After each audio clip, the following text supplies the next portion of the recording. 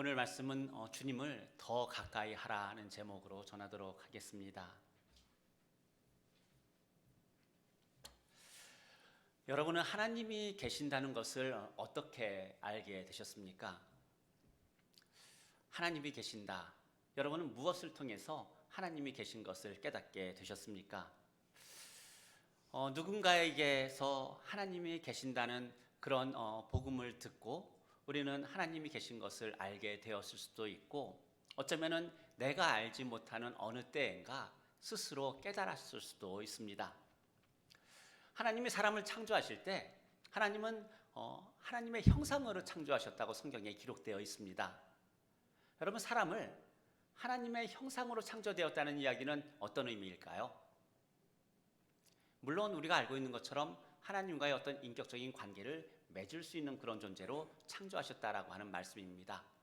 그런데 조금 더 근본적으로 보게 되면 하나님의 형상으로 창조된 인간은 태어나면서부터 하나님이 계시다는, 즉 하나님의 존재를 알 수 있는 것들을 우리 안에 가지고 있었다는 말일까요? 아니면은 우리는 하나님이 계신 것조차 아예 알지 못하는 상태에서 태어났다는 그런 이야기일까요?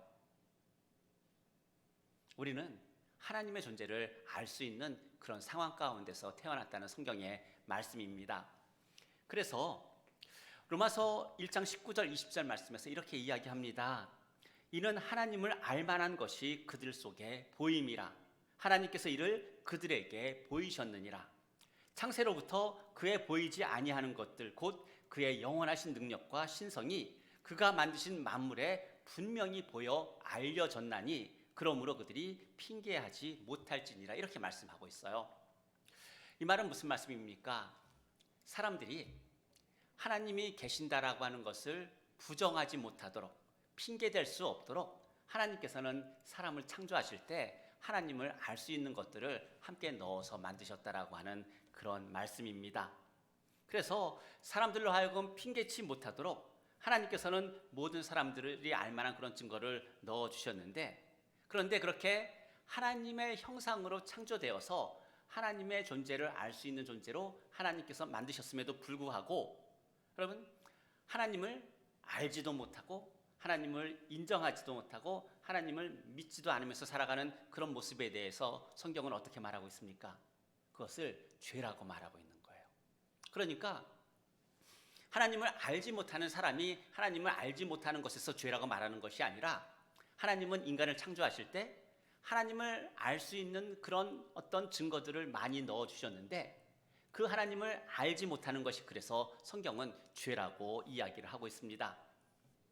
하나님은 우리를 하나님의 형상으로 창조하셨을 뿐만 아니라 또한 만물을 통해서도 하나님께서 온 세상의 창조주인 것을 알게 하셨어요. 또한 선지자와 같은 사람들을 보내셔서 말씀으로, 하나님의 계시의 말씀으로도 하나님의 존재를 알게 하셨습니다.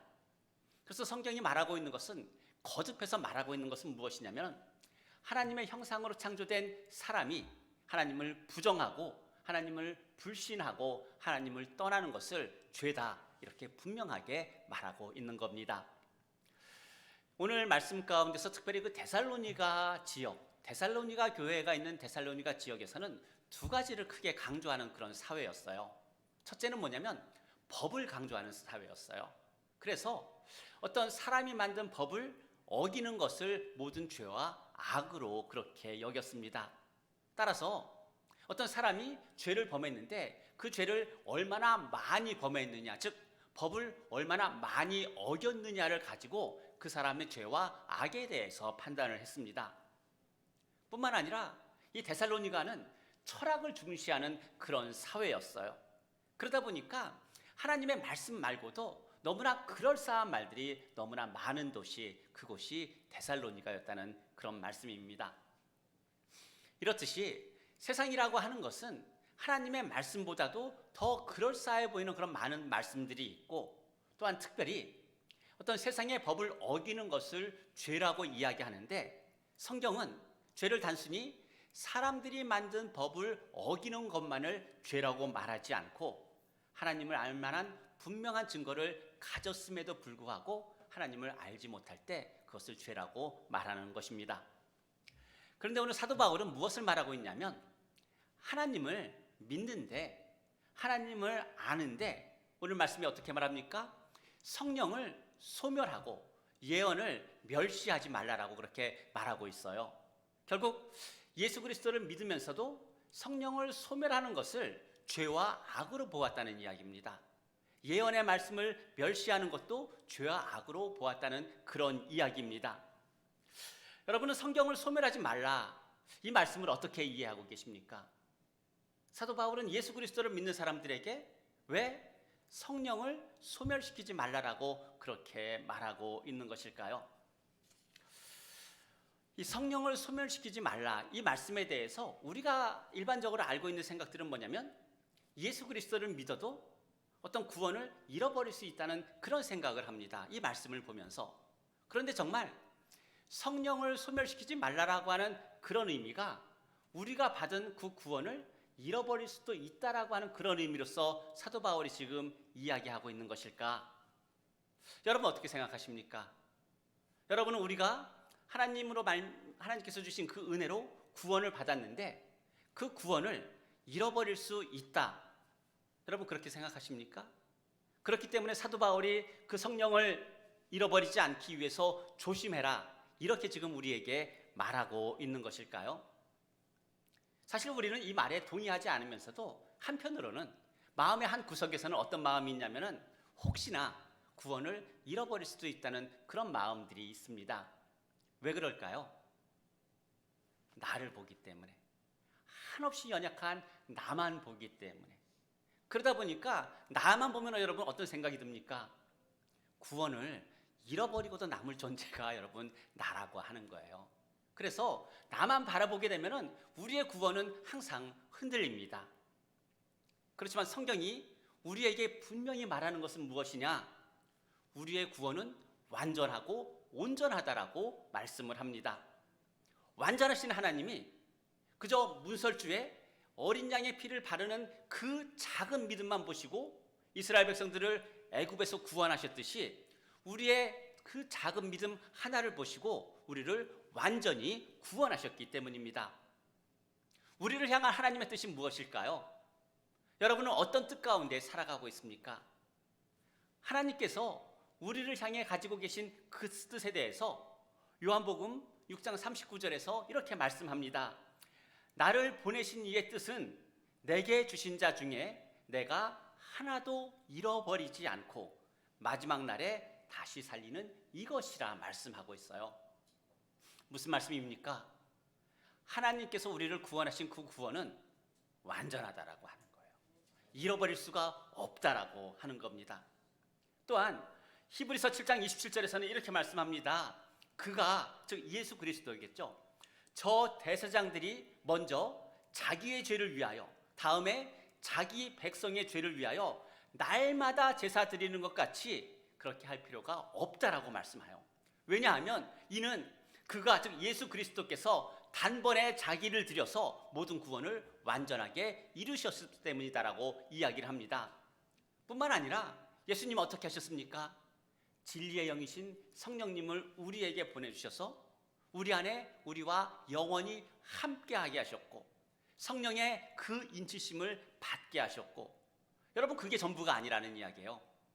디모데후서 3장 15절 말씀처럼 그리스도 예수 안에 있는 믿음으로 말미암아 구원에 이르게 하는 지혜, 바로 성경 말씀을 우리에게 주셨고 이 땅 가운데 예수 그리스도의 그 반석 위에 교회를 세우셨습니다. 우리의 구원을 지금 몇 중으로 지금 하나님께서 보호하고 계시는 겁니까? 우리가 알 수 없을 만큼 하나님께서는 우리의 구원을 완전하게 하셨다는 그런 이야기입니다. 그렇다면 사도 바울은 왜 성령을 소멸하지 말라고 말했을까요?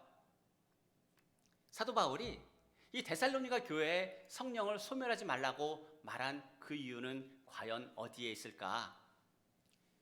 초대교회에는요, 우리가 가지고 있는 이 성경 말씀, 이렇게 성경 말씀이 이렇게 책으로 된 말씀이 없었기 때문이에요. 그 당시에는 하나님의 말씀을 어떻게 그들이 들었습니까? 하나님께서 특별히 지정하신 사람에게 성령의 감동을 주어서 하나님의 말씀을 전하게 하셨어요. 그들이 누구였습니까? 바로 사도였고 선지자였다는 그런 이야기입니다. 그래서 이 성령께서 특별히 하나님께서 정하신 사람을 통하여서 성령의 감동을 주어서 하나님의 계시의 말씀을 전하게 하셨는데, 그렇다면 그 성령의 감동이 된 사람들이 교회에서 하나님의 말씀을 전할 때 만일 교회가 그들이 말씀을 전하는 것을 막는다면 그것을 무엇을 막는다는 이야기일까요? 성령을 막는다는 그런 이야기예요. 오늘 데살로니가 교회에 성령을 소멸하지 말라라고 하는 그 이야기는 뭐냐면, 하나님께서 특별히 부르시고 정한 그 사도와 선지자를 통하여서 하나님의 말씀을 전하려고 할 때 그들을 교회가 막지 말라는 그런 의미입니다. 왜냐하면 그들은 우리가 가진 이 하나님의 완전한 계시인 성경이 없었기 때문입니다. 우리는 성경을 통해서 하나님의 말씀을 듣고 하나님의 말씀을 배우고 하나님의 말씀을 또한 깨닫습니다.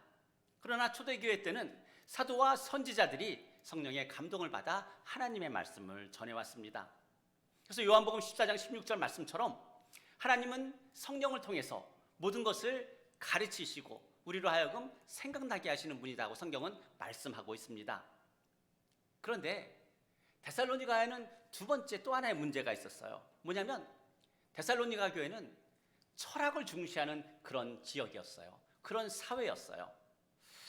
여러분, 하나님의 말씀과 아니면 세상에서 말하고 있는 철학을 보면은 어떤 말들이 좀 더 그럴싸해 보입니까? 솔직히 이야기하게 되면은 하나님의 말씀보다는 세상의 철학이 더 우리에게 맞는 것처럼 여러분 들리지 않습니까? 오늘 사도 바울이 그런 사회 속에 살아가고 있는 데살로니가 교회 성도들에게 지금 하는 이야기예요. 성령을 소멸하지 말고 예언을 멸시하지 말라라고 말씀하고 있습니다. 그렇게 철학을 중시하는 사회, 세상의 소리가 만무한 그곳에서 특별히 그런 성령의 음성을 절대 멸시해서는 안 된다고 가르쳐주고 있습니다. 그러다 보니까 이 교회에서 여러 이야기를 듣습니다. 어떤 분들은 특별히 사도나 선지자는 성령의 감동에 의해서 하나님의 말씀을 전합니다. 하지만 그 중에는 또 누구도 있다는 이야기입니까? 세상의 이야기를 가지고 와서 전하는 어떤 세상의 철학들을 전하는 그런 사람들도 있었다라고 하는 이야기입니다. 여러분, 이 세상의 철학이라고 하는 것이 한편으로 보게 되면 더 합리적이고 더 이성적으로 보입니다. 그래서 나에게 더 맞는 말씀처럼 그렇게 들려질 수가 있어서 우리는 세상의 이야기인데도 그것을 잘못 들어서 하나님의 말씀으로 들을 수가 있습니다. 그래서 오늘 이런 문제에 대해서 사도 바울이 데살로니가 교회뿐만 아니라 지금 우리가 살아가는 이 세상에도 너무나 많은 세상의 소리들이 있는데 이 세상 가운데서 우리가 어떻게 살아갈지에 대한 답을 이렇게 제시하고 있어요. 19절 말씀에 성령을 소멸하지 말며 20절 말씀에 예언을 멸시하지 말고 어떻게 하라고 말씀하고 있냐면 21절에 범사에 헤아리라고 말씀하고 있어요. 뭐냐면 세상의 소리도 듣고 성령의 감동이 된 선지자나 사도들의 하나님의 말씀을 듣습니다. 그런 많은 이야기를 들을 때 지금 데살로니가 교회 성도들에게 하는 말은 뭐냐면은 모든 듣는 것들을 잘 헤아리고 분별하라고 말씀하고 있는 거예요. 그래서 좋은 것은 그것은 반드시 취하고 어떤 모양이라도 그 아무리 그럴싸하게 보이는 그런 모양이라 할지라도 악은 버리라고 여러분 사도 바울이 말하고 있는 겁니다. 그렇다면 이렇게 좋은 것과 즉 선한 것과 악한 것을 분별해서 선은 받아들이고 악은 버리라고 하는데 어떻게 분별할 수가 있을까요? 여러분의 세상에 많은 소리 가운데서 그 중에 어떤 것이 하나님의 말씀이고 어떤 것이 성경 말씀이고 어떤 것이 성령이 우리에게 하시는 말씀이고 또 어떤 것이 세상의 다른 말씀인지 여러분 어떻게 그것을 분별하고 계십니까? 사실 요즘은 인터넷이 워낙에 잘 발달해서 유튜브나 어디를 보더라도 너무나 많은 말씀들이 있어요. 어떤 말씀을 보게 되면 하나님의 말씀보다도 더 그럴싸하게 들리는 그런 말씀들이 있습니다. 어떻게 분별하며 살아가고 계십니까? 여기에 대해서 요한일서 4장 2절 3절에서 이렇게 말씀합니다. 이로써 너희가 하나님의 영을 알지니 곧 그리스도 예수께서 육체로 오신 것을 시인하는 영마다 하나님께 속한 것이요 예수 그리스도를 시인하지 않은 영마다 하나님께 속한 것이 아니라 곧 적그리스도의 영이라고 말씀하고 있습니다. 여러분, 우리가 살아가는 이 세상, 말씀드린 것처럼 데살로니가 교회가 처한 상황과 똑같은 그런 상황들 가운데 살아가고 있습니다. 듣는 것이 너무 많습니다. 우리에게는 인포메이션이 너무나 많다라고 하는 거예요. 요즘 뭐 젊은 사람들은 그걸 줄여가지고 TMI 이렇게 이야기하더라고요. Too much information. 네. 저는 처음에 TMI 말할 때 도대체 이게 무슨 말인가 했어요. 네. 그런데 우리가 살아가는 세상이 그런 세상이라고 하는 겁니다. 너무나 많은 인포메이션이 많은 그 세상에서 우리가 특별히 구별해서 들어야 되는 것은 하나님의 말씀이라고 하는 겁니다. 그 듣는 이야기들이 필터링이 되지 않으면은 우리는 어느 순간 이것이 진리인지 아닌지 구별하지 못하고 나도 어느 틈엔가 그 무리 가운데 휩쓸려 살아가고 있는 그런 모습을 보게 된다는 말씀입니다. 그렇다면 지금 이 데살로니가 교회에서는 사도 바울과 같은 사람들이 이제 성도들에게 분명히 분별하라고 이렇게 이야기를 하는데, 그러면 우리에게도 여러분 사도나 선지자 같은 그런 사람들이 필요할까요? 우리로 하여금 분별할 수 있도록 도와주는 사도나 선지자 같은 그런 사람들이 우리에게 필요할까? 여러분 어떻게 생각하십니까? 이 사도나 선지자들은 초대교회 때는 하나님께 특별한 부르심을 받은 그런 사람들이었어요. 그런데 이 사람들은 예수 그리스도의 반석 위에 교회를 세운 그 다음부터, 하나님의 말씀이 우리에게 주어진 그 다음부터 더 이상 사도나 선지자는 존재하지 않습니다. 모든 사람들이 사라져 버렸습니다. 왜 그랬을까요? 그렇게 깨닫게 하고 알려주는 사도나 선지자가 왜 초대교회에만 있었고 더 이상 우리에게는 없는 것일까?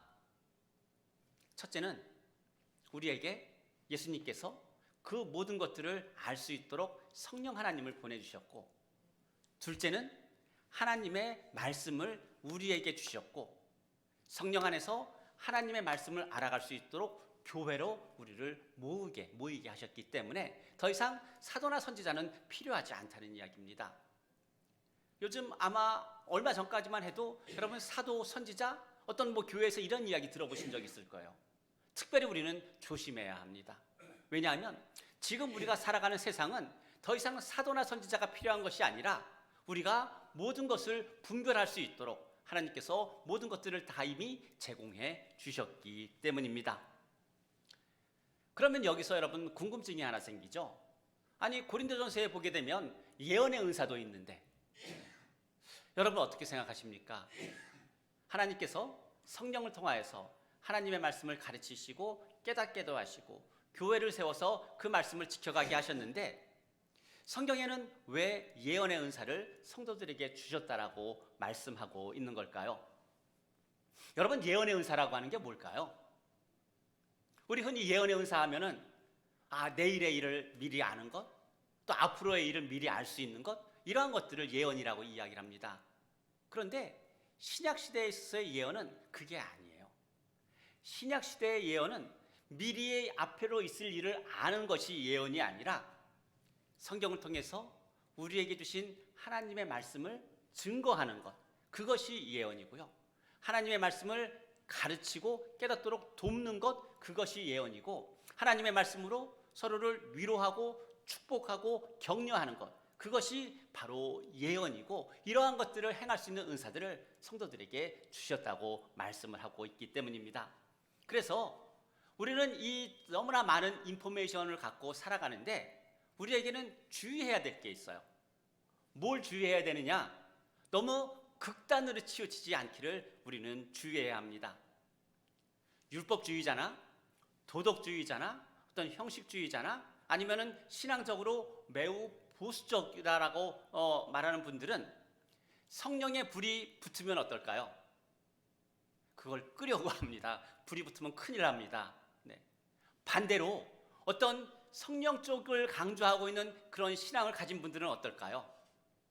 모든 것들을 다 불을 붙이려고 합니다. 다 불로 태워 없애려고 하는 것이 그분들의 모습이라고 하는 거예요. 우리가 취해야 되는 자세는 뭘까요? 양극단을 취하는 것이 아니라 우리는 균형을 유지하는 것이 중요합니다.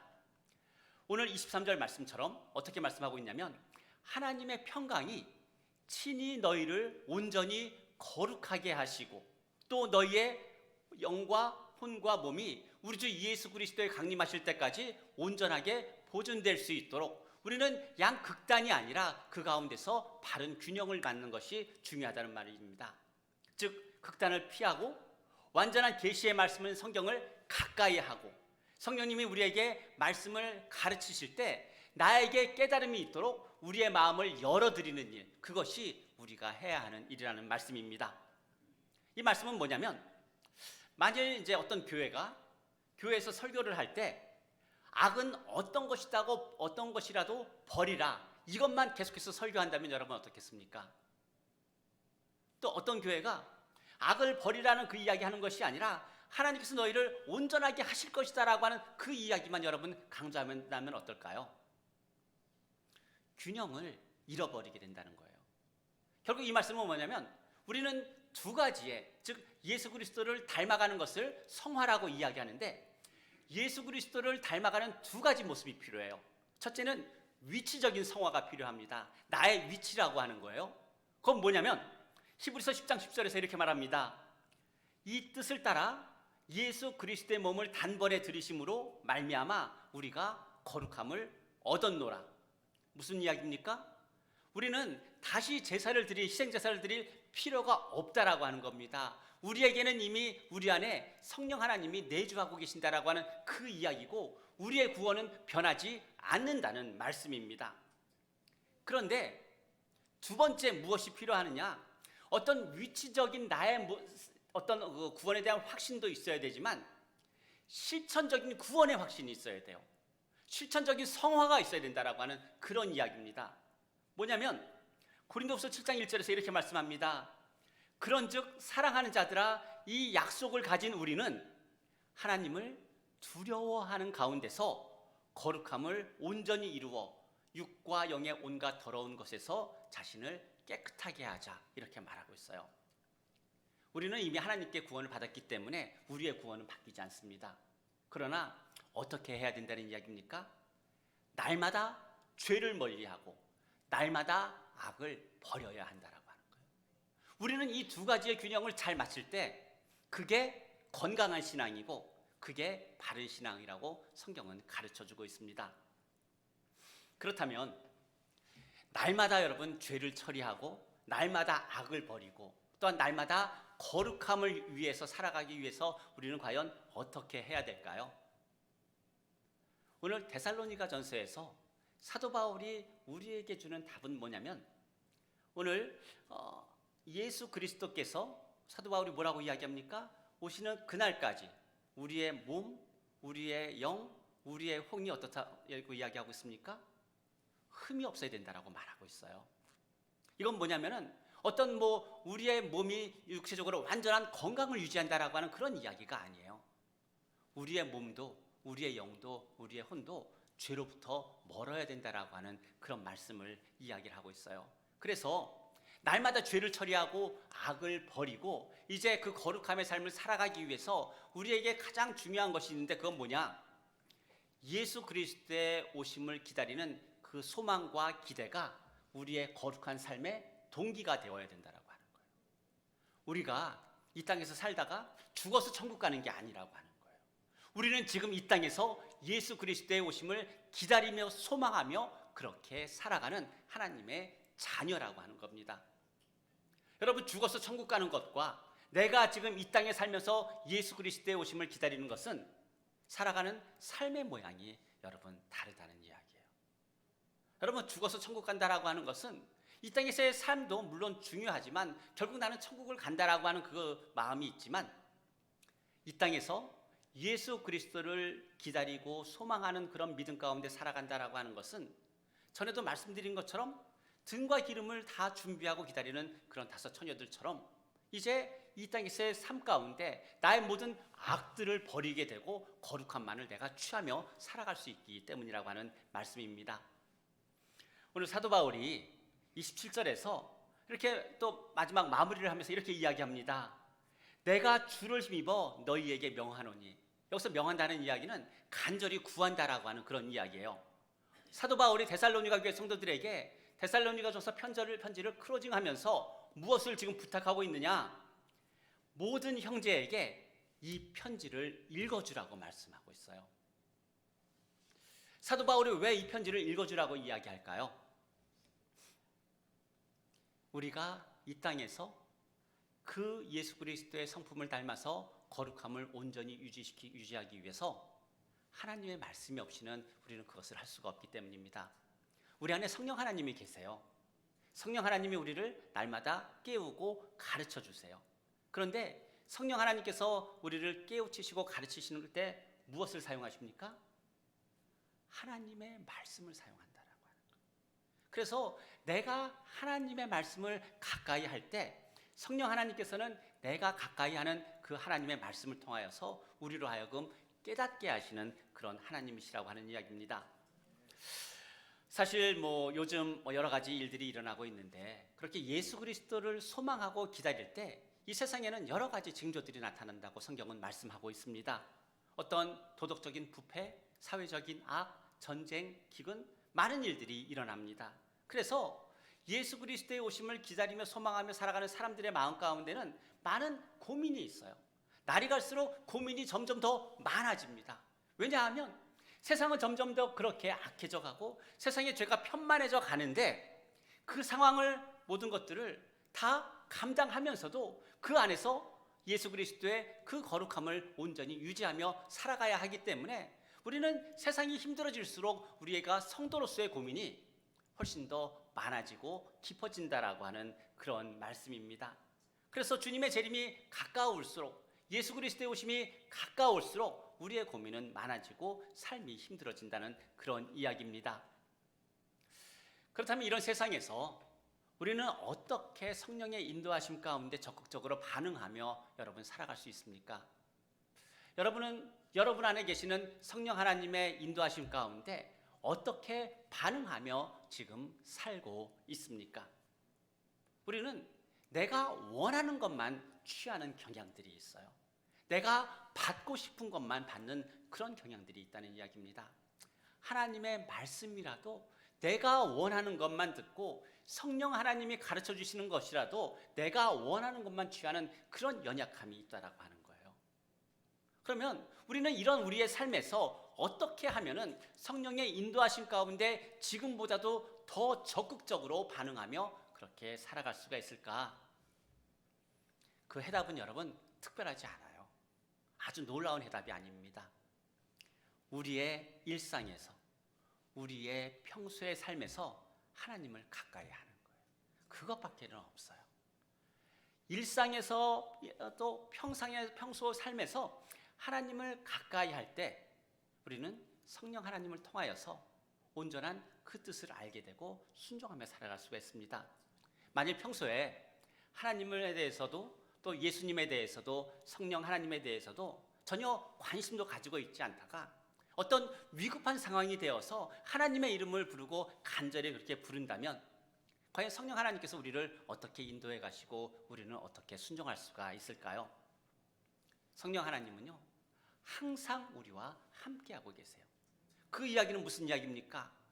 매 순간을 우리로 하여금 깨닫게 하시고 우리에게 가르치고 계신다라고 하는 그런 말씀입니다. 그래서 오늘 21절, 22절 말씀처럼 범사에 헤아릴 수 있도록 매 순간 말씀하시고 꾸준하게 우리를 인도하시는 분이 성령 하나님입니다. 그런데 우리가 평소 하나님을 가까이 하지 않는다면 어떨까요? 성령 하나님이 우리를 깨우치시는 것이 무척 힘드시고 무척 어려우실 수 있다라고 하는 그런 말씀입니다. 이렇게 하나님을 가까이 하라 이런 말씀을 드리게 되면 어떤 분들은 또 이런 질문을 합니다. 구약 성경에 보게 되면은 모세도 이스라엘 백성들에게 하나님께 가까이 가지 말라라고 그렇게 이야기했는데, 여러분 어떻게 생각하십니까? 구약 성경에 보게 되면은 하나님을 가까이 하지 말라고 여러 번 이야기했는데 정말 하나님은 이스라엘 백성들에게 하나님을 가까이 하지 말라 그렇게 말씀하신 것일까요? 우리가 잘 알고 있는 아브라함, 하나님과 어떤 관계였습니까? 친구라고 할 만큼 가까운 사이였어요. 이삭은 어떻습니까? 하나님이 이삭에게 나타나서 말씀하실 정도였어요. 모세는 어땠을까요? 물론 하나님께서 모세에게 이곳은 거룩한 곳이니 내 신을 벗으라고 말씀하셨어요. 그런데 모세는 항상 하나님께 가까이 나아갔어요. 그런데 이스라엘 백성들에게 하나님을 가까이 하지 말라라고 했던 이야기는 무슨 의미일까요?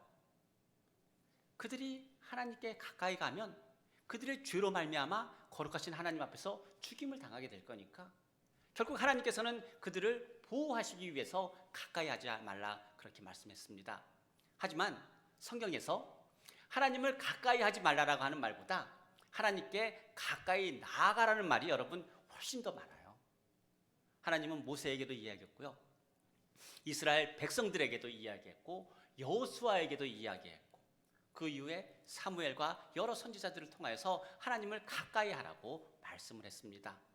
그리고 예수 그리스도를 보내주셔서 이제 더 이상 하나님께 나아감에 있어서 어떤 두려움이나 어떤 염려 없이 나아갈 수 있도록 모든 맡긴 담을 예수 그리스도께서 다 허무셨어요. 구약시대 사람들은 그 죄를 해결할 수가 없어서 그렇게 하나님께 가까이 가는 게 두려웠는데 우리는 어떻다는 이야기입니까? 아직도 많은 연약함을 가지고 살아가고 있지만, 그렇지만 성경은 우리에게 분명하게 말합니다. 담대함을 이미 얻었다고. 에베소서 3장 12절 말씀에 우리가 그 안에서 그를 믿음으로 말미암아 담대함과 확신을 가지고 하나님께 나아감을 얻었느니라 분명하게 말씀합니다. 그렇다면 하나님께서 이제 우리로 하여금 가까이 올 수 있도록 모든 길을 예수 그리스도를 통해서 열어주셨어요. 그러면 어떻게 하나님께 가까이 갈 수가 있을까요? 여러분은 어떻게 하나님과 가까이에서 살아가고 있습니까? 말씀을 가까이 하는 거예요. 하나님을 가까이 한다라고 하는 건 다른 게 아니라 하나님께서 우리에게 주신 말씀을 가까이 하는 거예요. 왜냐하면 요한복음 1장에서 말하고 있는 것처럼 하나님의 우리에게 주신 말씀이 하나님이기 때문이에요. 따라서 내가 말씀을 가까이 한다? 그게 하나님을 가까이 하는 삶이에요. 내가 말씀을 멀리 한다? 그거는 하나님을 가까이 하는 삶이 아니라고 하는 말씀입니다. 여러분은 하나님을 가까이 하며 그렇게 살아가고 계십니까? 하나님의 말씀은 늘 우리와 함께 하고 있어요. 그런데 내가 하나님의 말씀을 가까이 하고 하나님의 말씀을 볼 때 성령 하나님은 내 안에서, 우리의 삶에서 하나님은 놀라운 역사를 이루시는 그런 분입니다. 반대로 내가 성령을 멀리하고 성경을 가까이 하지 않으면 하나님은 그렇게 우리와 가까이 하고 싶으셔서 이 세상 가운데 오셨는데 하나님이 여러분 그렇게 하실 수 없음을 우리는 항상 바라보아야 합니다. 그래서 주님께서는 우리에게 가장 좋은 것, 가장 귀한 것, 가장 선한 것을 주기를 원하시는데 우리가 하나님의 말씀을 멀리하게 되면 첫째는 뭐가 선이고 뭐가 악인지를 몰라요. 그저 내 생각에, 내 기준에 선과 악을 정하고 내가 선이라고 생각하는 것을 내가 봤는데 내가 취하고 있는 많은 선하다라고 하는 것들 중에는 성경에서 말하는 악한 것들도 있음을 우리는 기억해야 할 줄로 믿습니다. 사랑하는 성도 여러분, 이 땅에서 주님을 믿고 살아가는 것 성도로서 매우 힘이 듭니다.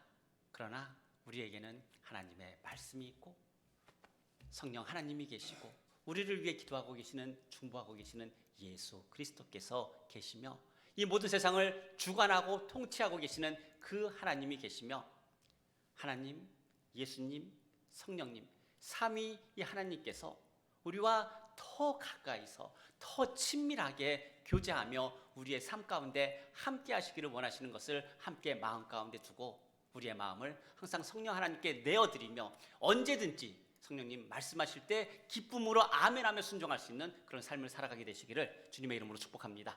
기도하겠습니다. 사랑이 많으신 하나님 아버지 참 감사합니다. 연약한 우리를 위하여서 참 예수 그리스도를 이 땅 가운데 보내주시고 그뿐 아니라 그 생명으로 우리를 완전히 온전히 구속하시고 하나님의 자녀로 살게 하셨습니다. 그러함에도 불구하고 이제 하나님께로 나아갈 수 있는 그 길이 정말 넓게 온전히 열렸음에도 불구하고 하나님의 말씀을 가까이 하지 않고 성령의 음성에 귀를 기울이지 않고 그저 내가 원하는 것, 내가 선하다 하는 것만을 취하며 살아왔던 것을 이 시간 회개하며 고백합니다. 사랑이 많으신 하나님 아버지, 이제 다시 말씀 앞으로 우리의 인생이 돌아서기를 소망합니다. 다시 말씀이 있는 곳으로 우리의 삶이 향하기를 소망합니다.